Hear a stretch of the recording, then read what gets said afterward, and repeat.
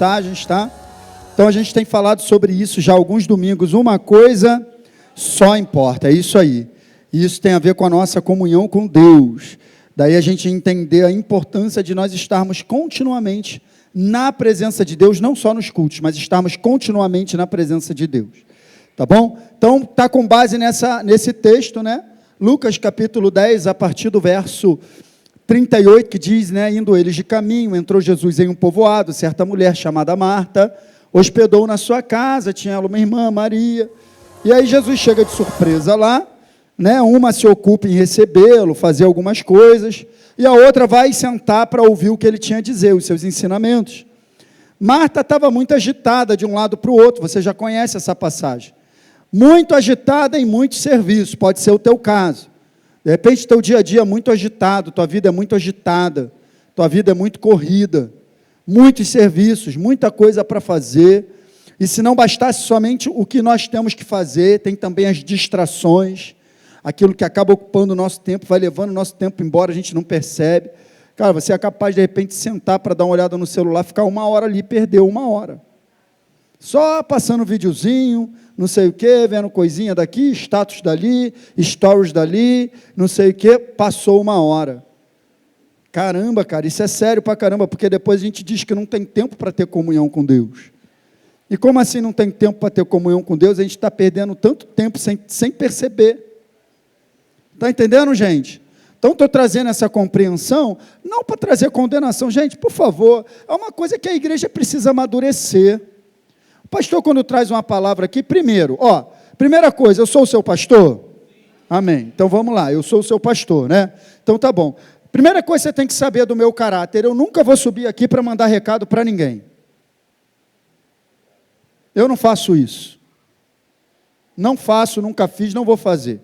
É lógico que, de modo geral, a gente vai pregar, e a Bíblia fala de todos os assuntos. Pode ter algo que está acontecendo contigo, que você vai receber, mas entenda, cara, o Espírito Santo está falando contigo. Outra coisa que você tem que entender, eu sou o seu pastor? Porque tem isso também, eu sou pastor daqueles que se submetem à minha liderança.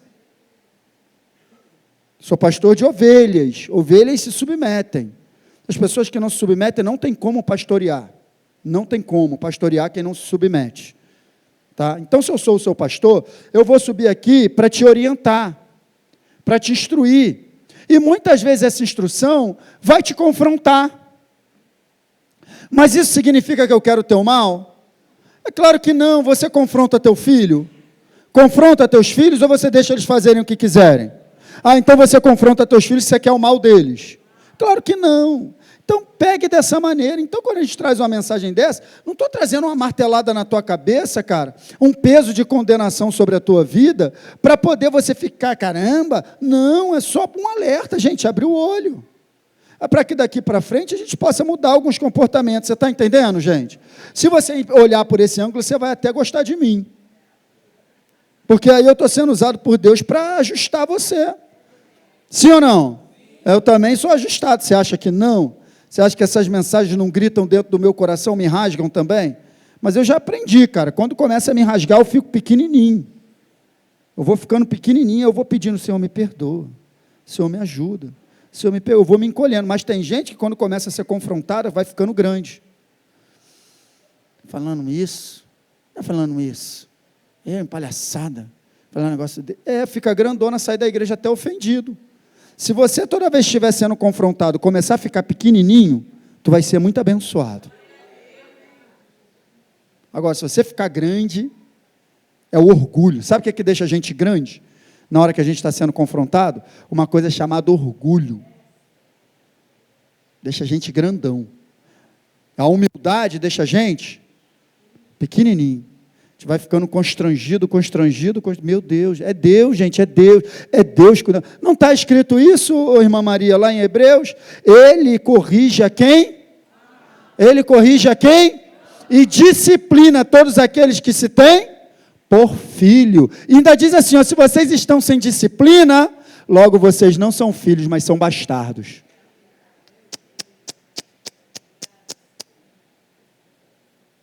Por isso que eu digo, eu sou pastor de quem se submete. Se você não aceita a disciplina, você já não é filho. Olha só o que ele está dizendo, presta atenção. Vamos pensar com a palavra? Eu gosto de pensar com a palavra. Se ele está dizendo que quando eu não aceito a disciplina, eu não sou filho, eu sou bastardo, legal. Então, se eu não aceito correção, não aceito disciplina, não sou filho de Deus, será que eu sou ovelha de algum rebanho? Então, como é que eu vou ser pastor de rebelde? Está entendendo? Por isso que eu digo, eu sou pastor de quem se submete. Porque eu pergunto, sou teu pastor? Não, meu pastor e tal. Aí você vai falar, porque é isso, gente, de modo geral, eu estou acostumado a ver isso na igreja. Pastor, uma bênção. Meu pastor, uma bênção. Meu pastor, uma bênção. Ele está pregando, está te animando, está bonito pra caramba. Está aí, e pá, pá. No dia que ele vê uma atitude tua, chama. Querido, você não pode agir assim. O Thierry chegou atrasado no ensaio, por quê? Meu pastor não é mais uma bênção. Meu pastor, que absurdo, chamar minha atenção. Ué, eu sou uma bênção ou não sou uma bênção? Decida, por favor. Decida se eu sou uma bênção ou não. Que essa bênção aqui é justamente bênção de Deus, não tem nada a ver comigo, volto a dizer, justamente também para corrigir, gente. Você entra, ou tu quer chegar no lugar certo ou não? Então tem que ter correção na rota o tempo todo, porque naturalmente a gente se desvia, tem que trazer de novo. Naturalmente vai se desviando, tem que trazer de novo. Essa correção é importantíssima. Amém, queridos? Então não encare isso aqui como, pastor, não quer nem que eu veja mais Instagram. Não estou falando isso. Só estou te mostrando que às vezes a gente joga tempo fora. Então, ela além de estar muito ocupada, ela ficou meio indignada, porque Marta tinha sentado para ouvir Jesus. Senhor, fala com ela para ela me ajudar aqui e tal. Olha a resposta de Jesus: Marta, Marta, você anda inquieta, te preocupas com muitas coisas. No entanto, pouco é necessário, uma coisa só, Maria, pois escolheu. Gente, isso aqui é muito bom, porque mediante tudo isso que eu falei, da tua vida, do teu corre-corre, dos teus afazeres, das distrações, você precisa entender que tudo isso é muito urgente, mas uma coisa só é importante. É só isso, o recado dessa passagem, Leandro, é esse, entendeu? Tem que trabalhar, tem que isso, tem que aquilo, tá? Mas a tua comunhão com Deus é o que importa. E aí eu já tenho te falado que você tem que ter maturidade para entender isso. É você entender que da comunhão com Deus é da onde você extrai a força para todo o restante da tua vida. Se tu abandona a fonte, tu não trabalha. Se tu abandona a fonte, tu não faz mais nada. Você já entendeu que Deus é a fonte da tua vida? Então não se desconecte da fonte. E aí a gente falou várias coisas. Não podemos deixar o urgente tomar o lugar daquilo que é. Vou só passar. Deus não será minha prioridade se Ele não for a minha paixão. Então acaba que a comunhão com Deus se torna um peso. Por quê? Porque eu estou na religião, eu não estou num relacionamento de amor com Ele. Agora, se eu estou num relacionamento de amor com Ele, não é um peso, é uma alegria estar na presença dEle. É uma alegria, então Ele nunca vai ser minha prioridade. Só você lembrar dessa gatinha, desse gatinho aí do teu lado. Quando você estava apaixonado no começo, tu não queria ver mais ninguém, só Ele na tua frente, aleluia. Por quê? Paixão gritando, a gente prioriza. Então, tua paixão tem que estar gritando por Jesus, que você só vai querer ver Jesus na tua frente. Amém? Vamos lá. Não é o meu coração que mostra a minha prioridade. É aquilo que eu tenho priorizado que revela o que está no meu coração. Nossa comunhão com Deus é o aspecto mais importante da nossa vida. E aí depois a gente começou a falar dos benefícios dessa comunhão. Cada domingo a gente tem falado de um. Conhecer a Deus, confiança em Deus, verdadeira transformação de vida. A gente já falou sobre tudo isso. Está lá no nosso canal. Depois assiste. Capacidade para vencer a tentação e o pecado. Vem também de uma vida de comunhão com Deus. É impossível alguém que tem comunhão com Deus todo dia conseguir viver na prática do pecado. Duvido. Duvido. A oração, Spurgeon fala o seguinte: a vida de oração acaba com a vida de pecado, mas a vida de pecado também mata a vida de oração. As duas coisas não andam juntas. Não tem como você ter uma vida de oração e uma vida de pecado ao mesmo tempo. Então, cara, a vida de comunhão com Deus vai te livrar da tentação, vai te manter firme. Semana passada nós falamos sobre isso, né? Verdadeira libertação através de uma vida de comunhão com Deus. E hoje a gente vai falar que na presença de Deus, na comunhão com Deus, nós recebemos renovação, fortalecimento e ânimo. Na presença de Deus, cara. Porque de modo geral, do lado de fora, quando a gente olha para o lado de fora, às vezes até para as circunstâncias que nós enfrentamos, a gente não tem muito motivo para ficar animado. Olhar para certas situações e de repente da maneira que eu olho, pelo contrário, vai me deixar muito desanimado. E se eu continuo colocando foco nisso, Flávio, mais desânimo, mais desânimo, mais desânimo. Aí começa uma coisa chamada que vem logo depois do desânimo, ansiedade. Porque eu estou desanimado, então agora eu quero resolver. Aí depois da ansiedade tem mais um passo, depressão.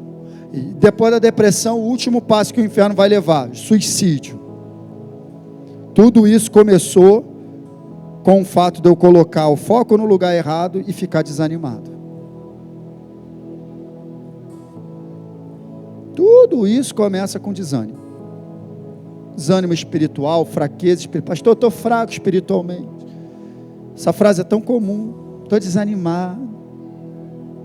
Estou estafado, estou cansado. Estou falando de cansaço físico não. Cansaço físico todo mundo fica. Mas uma noite de sono te recupera. Estou falando de uma estafa de você não ter força, ter ânimo, não ter vigor. Por que eu chego nesse estágio? Porque as circunstâncias do lado de fora estão sugando toda a minha energia e a minha força. Eu preciso fazer alguma coisa com relação a isso. Sou eu. Então vamos para a palavra? Quer ir para a palavra comigo? Vamos começar por 2 Coríntios capítulo 4, a partir do verso 16. Por isso, tu já está desanimado. Já está desanimado. Por isso, já deu uma animada. Por isso, pelo contrário, então não é só ficar desanimado, é ir na contramão do desânimo, que é o... Meu Deus, tu não sabe? É ir na contramão do desânimo, que é o ânimo. Não basta só não ficar desanimado, mas é ficar animado. E aí ele vai dizer exatamente o que eu estava conversando contigo. Mesmo que o nosso ser exterior, olha o lado de fora, olha o lado de fora, olha o ser exterior, olha aquele cara que vê, aquele cara que ouve, aquele cara que sente, olha esse cara aí, esse ser exterior que vive do que vê, que vive do que sente, que vive do que pode escutar, que vive das notícias, olha esse cara aí. Mesmo que o nosso ser exterior se desgaste, porque é natural ele se desgastar, está imerso num ambiente de desgaste, esse mundo perdido, caído, maligno. Agora ele vai falar de um outro cara, o nosso ser interior, esse ser espiritual, que conhece a palavra, que vive do que crê, que considera mais as escrituras do que aquilo que está vendo, que não recebe informação do lado de fora, mas recebe informação do alto, que tem o Espírito Santo dentro dele, habitando, revelando a verdade da palavra. Esse nosso ser interior se renova dia a dia. Paulo está fazendo um contraste entre o ser, que é a cara que vive do lado de fora, aquele que olha para fora, para as circunstâncias, e aquele que vive pela fé. Quem vive pela fé não fica desanimado. Nunca, pastor. Fica, mas não permanece. Fica porque o homem natural é o primeiro a receber o quê? O impacto. Então vem uma notícia, pum, eu sou natural, não sou Superman, tal, mas e aí agora eu tomo uma decisão, eu abraço essa notícia, e vou com ela para o fundo do mar, ou eu vou saindo dela e começo a olhar para a boa notícia? A boa notícia. Evangelho, boa notícia.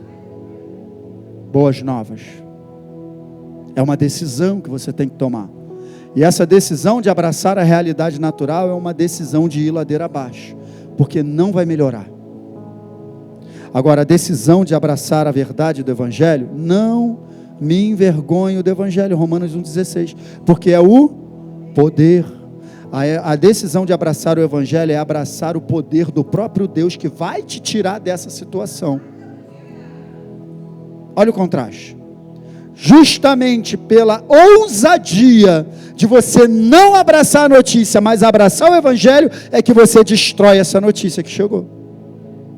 Agora, se entregar a ela é concordar com ela e é viver com ela para o resto da vida. Quem está entendendo? Agora preste atenção, essa palavra que está no início do verso, por isso não desanimamos, a gente tem que ler um pouquinho o que está antes, porque ele está dizendo por isso o quê? Por tudo que ele falou antes. E o contexto de 2 Coríntios 4 é maravilhoso, porque ele faz, ao longo de todo o capítulo, um contraste entre a realidade natural e a realidade sobrenatural. Ele ainda vem dizendo lá da excelência, da glória do ministério de Cristo, ele vem falando do conhecimento do Filho de Deus, e aí quando chega lá pelo verso 5, por aí mais ou menos, ele começa a falar, mas temos esse tesouro em vaso de barro. E aí ele começa a falar da nossa fragilidade humana. Mas falar, Deus é todo poderoso, Ele nos transformou em novas criaturas, a glória dEle está em nós, e tal. Aí, só que ele diz o seguinte, mas só que todo esse tesouro, tudo isso que Deus fez, está onde? Está num vaso de barro. Ele só está dizendo, a carcaça de vocês é frágil mesmo. O fato de vocês estarem nesse mundo vai realmente ser difícil. Ele só está dizendo isso, está fazendo um contraste. Esse tesouro todo esse poder, toda essa preciosidade está num vaso de barro. A nossa vida é frágil. Quem está entendendo? E aí ele começa a falar várias coisas. Ele está fazendo um contraste o tempo todo, a ponto de que quando ele chega no versículo 8, ele ainda... Não é isso, Luiz, é aqui. Quando ele chega no versículo 8, ele ainda diz assim, ó, em tudo somos atribulados, vaso de barro, mas não angustiados, poder de Deus. Olha o contraste. Homem exterior, homem interior. Vou repetir. Em tudo somos atribulados, homem exterior, vaso de barro, mas não angustiados, poder de Deus, homem interior. Ficamos perplexos, homem exterior, vaso de barro, mas não desanimados, homem interior, poder de Deus. Somos perseguidos, homem exterior, mas não abandonados, homem interior. Somos abatidos, homem exterior, porém não destruídos, homem interior. Olha o contraste. É isso que ele está falando, o capítulo 4 de 2 Coríntios, o tempo todo. Fazendo a comparação entre a fragilidade da vida humana e a fortaleza da vida de Deus. É isso que ele está falando. E aí quando ele chega no verso 16, ele diz isso. Por isso, por causa de tudo isso que eu falei, nós não desanimamos. Por quê? Porque em detrimento a uma realidade natural, nós temos uma crença superior. Então ele só está dizendo, aquilo que vocês creem, aquilo que vocês têm por dentro, é mais poderoso do que tudo aquilo que pode acontecer do lado de fora. Por isso está escrito, maior é aquele que está, do que aquele que está. Por isso não desanimamos, porque aquilo que habita em nós é maior.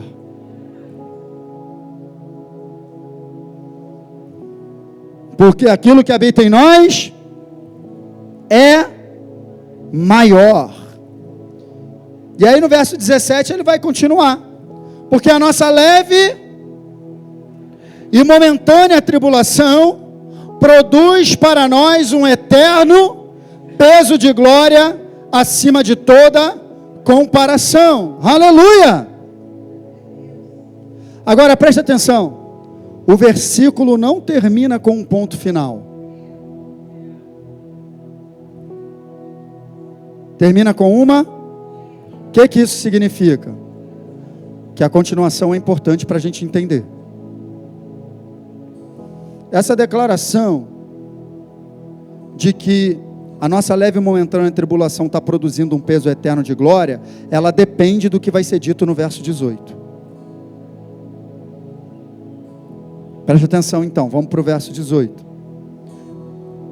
Na medida, então, a leve e momentânea tribulação vai produzir um peso eterno de glória, na medida, essa palavra significa na proporção, em que não olhamos para as coisas que se veem, mas para as que não, porque as coisas que se veem são temporais, mas as que não se veem, e aí sim vem o ponto final. Então preste atenção, tudo do tipo de tribulação que eu e você vivemos, produzirá para nós um peso eterno de glória, na mesma proporção que eu não coloco o foco nas coisas erradas, na medida em que não olhamos, na medida em que não olhamos para fora, na medida em que não colocamos o foco do lado de fora, na medida que eu não olho para fora, eu sou cheio de glória, na medida que eu olho para fora, eu vou ficando desanimado. Então preste atenção, existe ao longo de todo o capítulo um contrassenso, uma contradição entre o homem exterior e o homem interior, e ele finaliza o capítulo, porque isso aqui é o final do capítulo, dizendo o seguinte: o que vai determinar é onde você está colocando o seu foco. Se os seus olhos forem bons, todo o teu corpo, se os seus olhos forem maus, todo o teu corpo estará em trevas. Então tudo depende da maneira que você vê e aonde você coloca o seu foco. Deus já realizou uma obra, Ele já transformou você em nova criatura, você já tem vitória sobre as circunstâncias, mas para onde você está olhando? Você está olhando para a cruz ou você está olhando para a tribulação? Se ficar olhando para o lugar errado, vai ficar desanimado para caramba.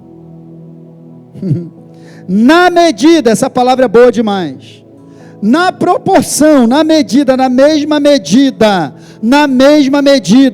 eu fico desanimado na medida em que eu coloco o foco no lugar errado, eu fico animado na medida em que eu coloco o foco nas coisas de Deus.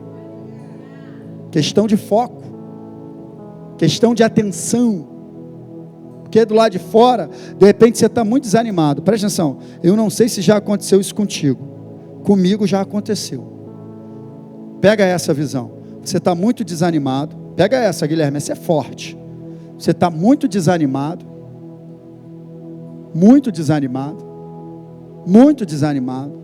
aí você chega para conversar com o irmão que ele está muito animado, aí você começa a desabafar com ele, aí você começa a falar para ele: eu estou desanimado, porque lá em casa está acontecendo isso, está acontecendo aquilo.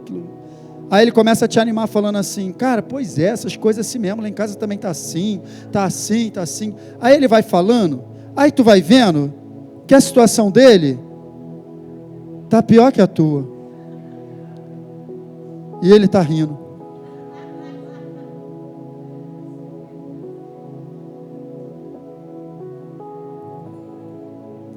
Na Vieira Solto, é o metro quadrado mais caro do Rio de Janeiro. Vieira Solto, em frente à praia de Ipanema. Apartamento ali não é menos de 12 milhões de reais. Um camarada se jogou lá da cobertura. Ele se jogou da cobertura da Vieira Solto porque ele estava com um problema financeiro na empresa. Quando ele cai no chão, que ele estribucha, vem passando um gari com um carrinho da Conlurb assoviando e dizendo: a vida é tão boa.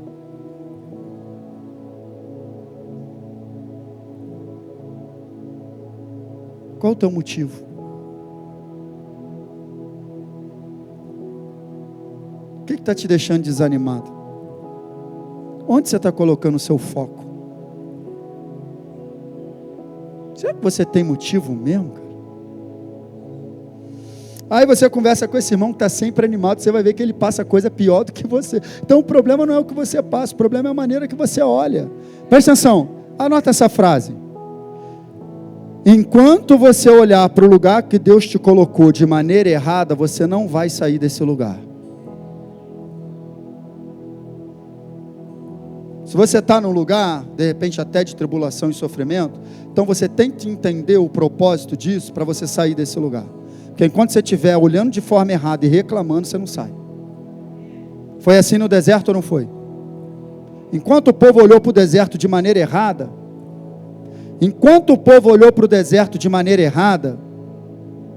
ficou rodando no deserto. Não tem comida, não tem água, e era o lugar dos milagres de Deus.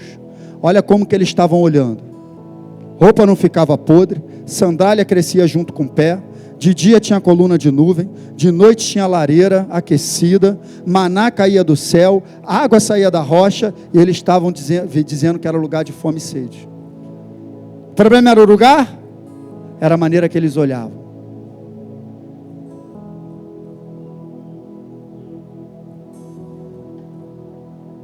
Quando você começar a olhar para esse lugar de maneira certa, você vai ficar animado, porque você vai falar: Deus está trabalhando na minha vida.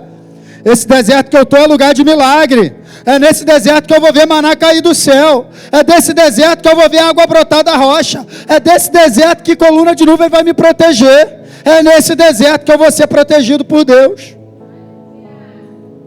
Como é que você está olhando para esse deserto? O ânimo tem a ver com isso, preste atenção.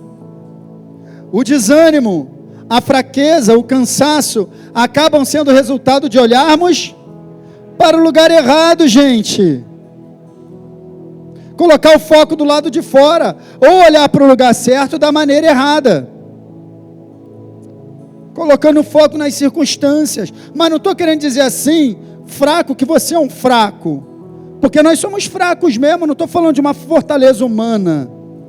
Eu estou falando de um ânimo que vem do céu. Porque o apóstolo Paulo também, em determinado momento, ele estava com uma questão que ele coloca assim, espinho na carne.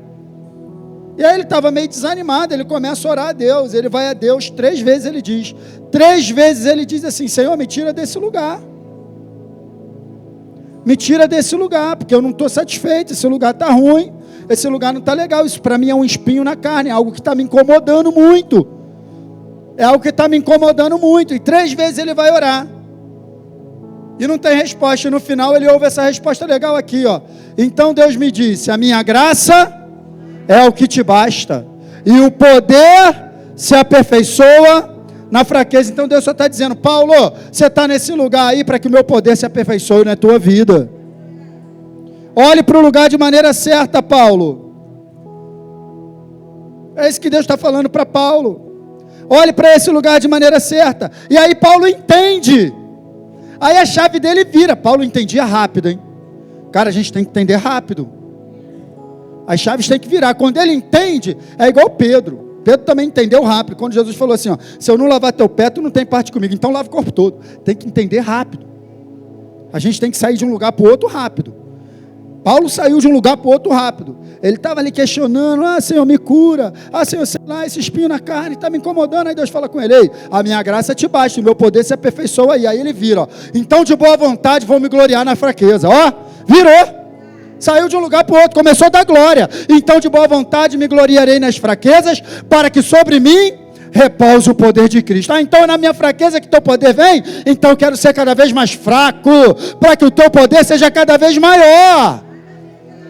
Isso nos anima. Ainda vai dizer mais: por isso sinto prazer nas fraquezas, nos insultos, nas privações, nas perseguições, nas angústias, por amor de Cristo, porque quando sou fraco, então é que sou forte. Ele mudou a compreensão dele. Bom é bater um papo com Deus, que você sai de um lugar para o outro rápido. Deus te localiza, Ele te alinha. Não é bem isso que você está pensando, não. A situação não é bem essa do jeito que você está vendo, não. Deixa eu te mostrar aqui, ó. Você está nesse lugar aí por um tempo, meu poder está sendo aperfeiçoado em você. Aleluia, já fiquei animado. Já fiquei animado. Quem está entendendo isso, gente? Então preste atenção. Não somos fortes em nós mesmos, somos fortes porque em nós repousa o poder de Deus. Porque de modo geral, cara, as aflições, as frustrações que enfrentamos têm a ver com o fato de nós estarmos nesse mundo mesmo. Acontecerá com cada um de nós. Se eu largar o microfone na mão de cada um aqui, cada um tem um testemunho para contar. Ai, pastor, estou passando por isso, eu também. Se eu parar para pensar nos meus problemas, eu vou começar a chorar também, Guilherme. Eu vou chorar, César.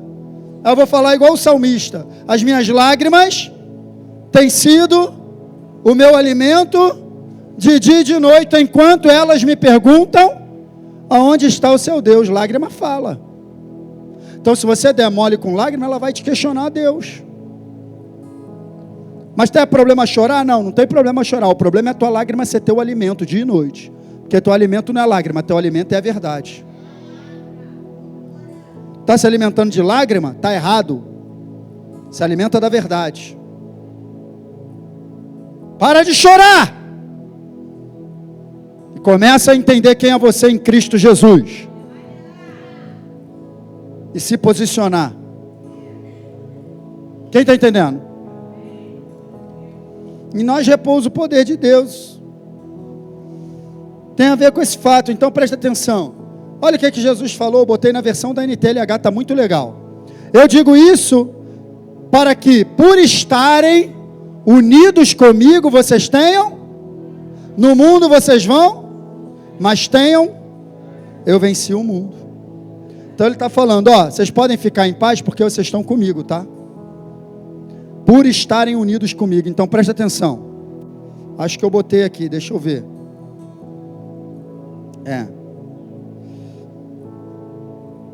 Assim como a aflição, o desânimo, a fraqueza, vem pelo fato da gente colocar o foco no lugar errado, o ânimo, a força, a renovação, sempre vem como consequência de olharmos para o lugar certo.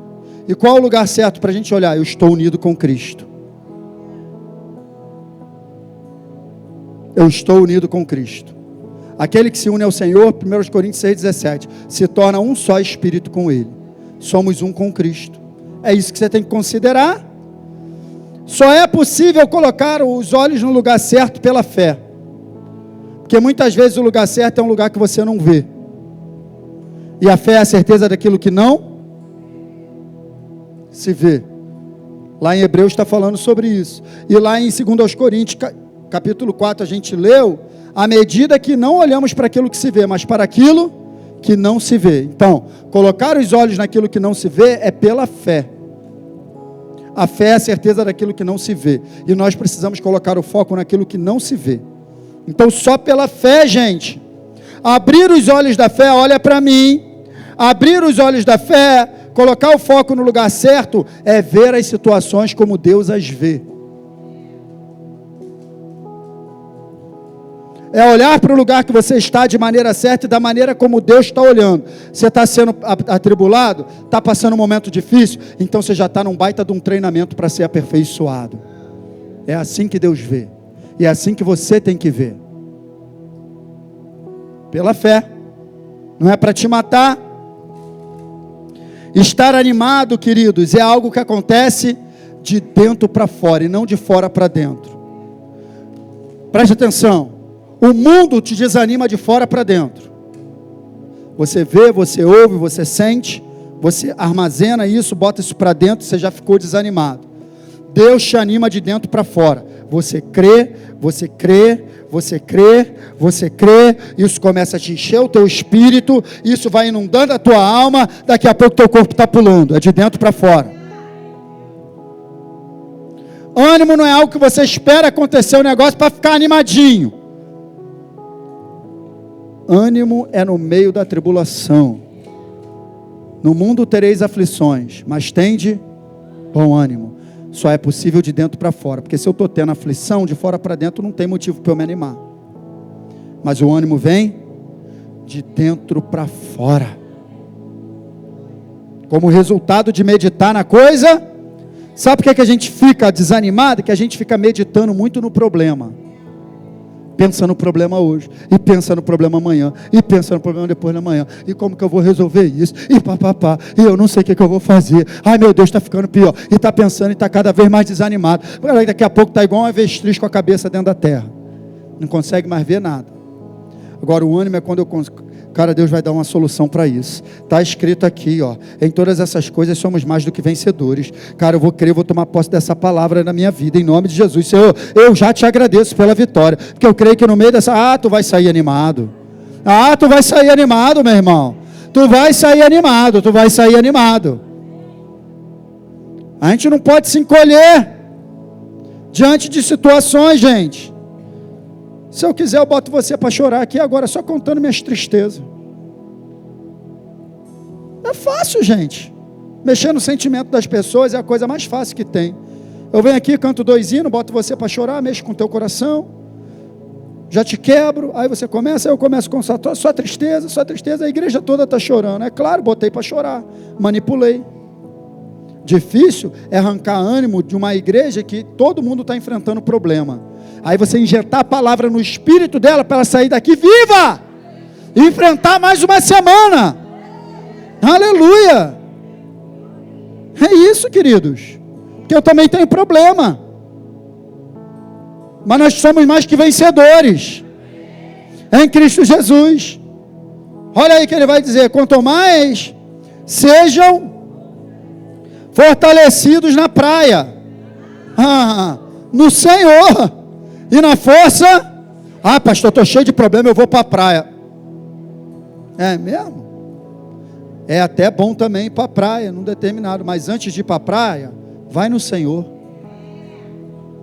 Ele vai te animar. Por que você falou de praia? Porque assim como praia é um lugar, no Senhor também é um lugar. No Senhor é um lugar que você vai, um lugar de dependência que nós precisamos estar constantemente. Se animando nele, sendo reanimado nele. No Senhor é um lugar. Essa comunhão com Deus diária, da qual nós estamos falando, é o lugar que eu preciso estar constantemente, para estar constantemente animado. Aí depois eu vou para a praia animado, não para chorar, vou para a praia para dar uns mergulhos, pegar um sol, vou para a praia para chorar, cada onda que bate é uma lágrima, ai, o mar falou comigo, essa onda bateu diferente, ai, viu como é que ela veio? Cara, sai desse lugar. Ainda vai tomar um caixote, falaram aqui. De repente vai dar um mergulho, vai ficar com a vista toda embaçada. Ai, mas levou meu problema, porque morri afogado. Cara, tá rindo, Renata? A Renata ri pra caramba. Cara, no Senhor é um lugar que você precisa estar. Aprende a chorar na presença de Deus. Porque aí você vai cumprir a palavra que está na palavra, vai se cumprir na tua vida. O choro dura uma noite, mas a alegria vem pela manhã. Se você está chorando na presença dele, dura só uma noite. Agora, chorar fora da presença de Deus é chorar a vida inteira. Chora com ele, porque também está escrito que cada lágrima está sendo recolhida e colocada, porque assim como a lágrima fala, mas a lágrima também fala com Deus. Mas não é uma vida chorosa. Está doendo, vai chorando, geme, chora, todo arrebentado. O inferno brincando, quando era para você se posicionar na autoridade que Deus já te deu. Vai chorando, geme, chora. Choro na presença de Deus. Na presença do diabo eu não choro não, eu me posiciono. Ei, Satanás, espera aí, na minha família não, em nome de Jesus. A gente falou do nome de Jesus quarta-feira aqui.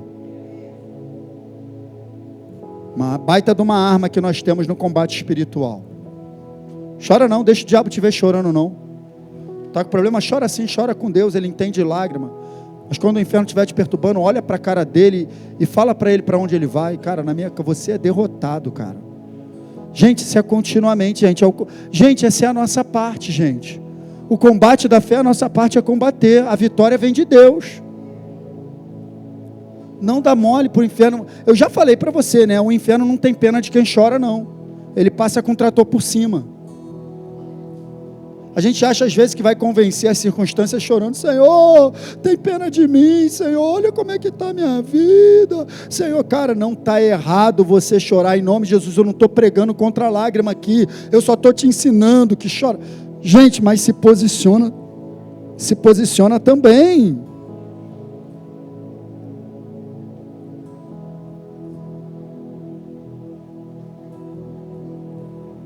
O Senhor, querido, é a fonte de todo o ânimo que eu e você precisamos.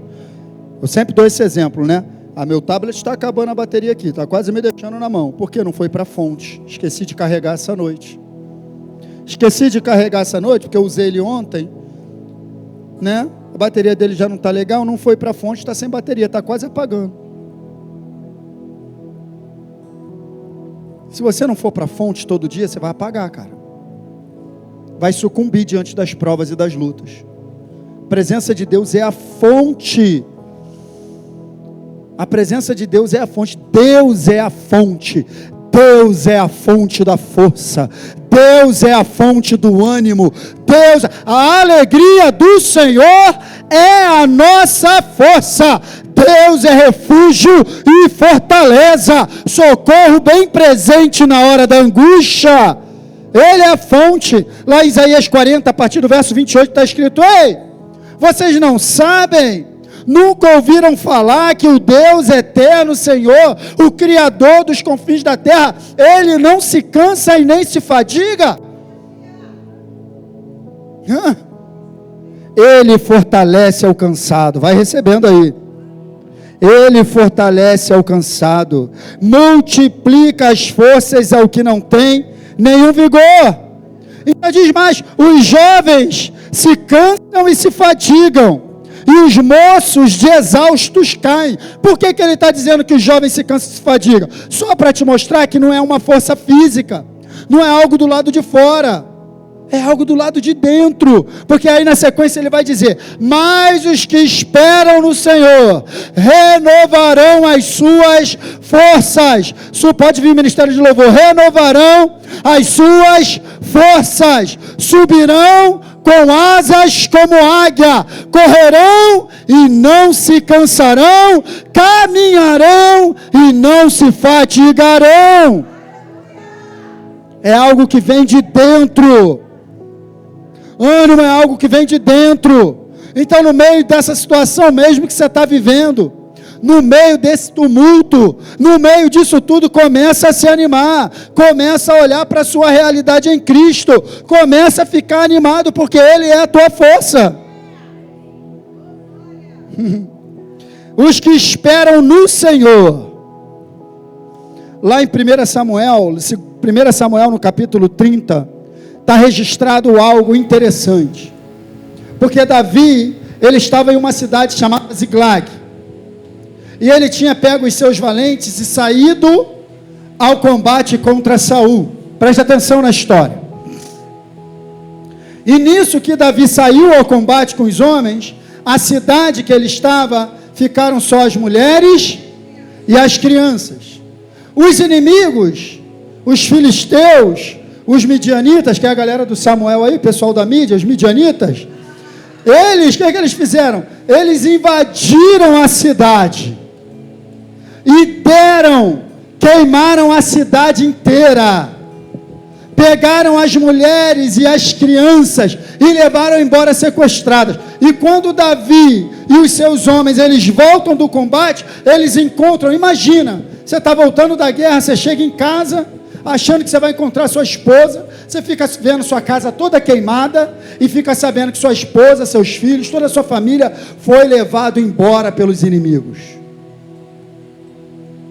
Esse era o cenário. Eu não sei se tua vida está pior do que isso. Eu acredito que não.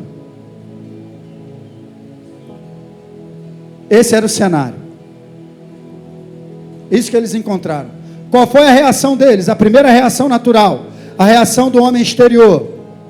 Está escrito: então Davi e o povo que estava com ele ergueram a voz e choraram até parar de chorar. Gente, presta atenção, eles não quiseram parar de chorar. Ele não tinha mais força para chorar. Você já chegou nesse lugar?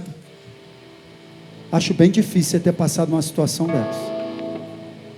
Você pode estar chegando nesse lugar de não ter mais força para chorar por coisa tão pequena. Coisa tão pequena.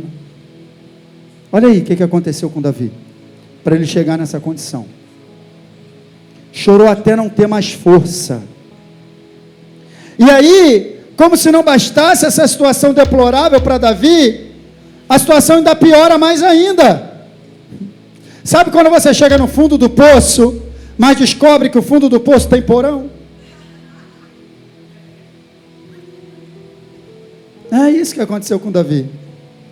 Fundo do poço tem porão. Porque como se não bastasse isso, olha o que começou a acontecer.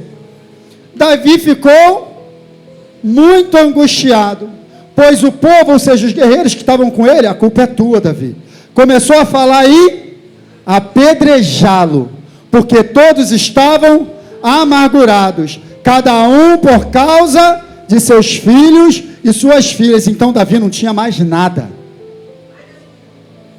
Davi não tinha mais a família, Davi não tinha sua casa, Davi não tinha mais nada. Davi não tinha mais os seus guerreiros que tinham ido, a galera estava querendo apedrejar ele. Davi não tinha mais nada o que fazer, ele só tinha uma coisa a fazer, e foi exatamente o que ele fez. Olha lá, mas Davi se reanimou no Senhor, o seu Deus. O que ele fez? Se reanimou no Senhor, o seu Deus. No meio de toda essa situação, ele foi buscar ânimo na fonte do ânimo. Ele foi buscar força na fonte da força. Ele foi buscar renovação na fonte de renovação. Aonde você tem ido buscar ânimo? Ele se reanimou no Senhor. Aquele lugar que eu falei, no Senhor, que o apóstolo Paulo em Efésios fala, fortalecei-vos no Senhor. É esse lugar que Davi estava, e é esse lugar que eu e você precisamos estar. Nada vai nos parar, queridos. Nós vamos continuar avançando, nós vamos continuar prosseguindo, porque o Senhor está conosco. Olha aí, olhar para Deus e para a sua palavra, sempre, repita sempre, sempre vai nos deixar animados, fortes e renovados. Fique de pé, vamos adorar a Deus. Aleluia!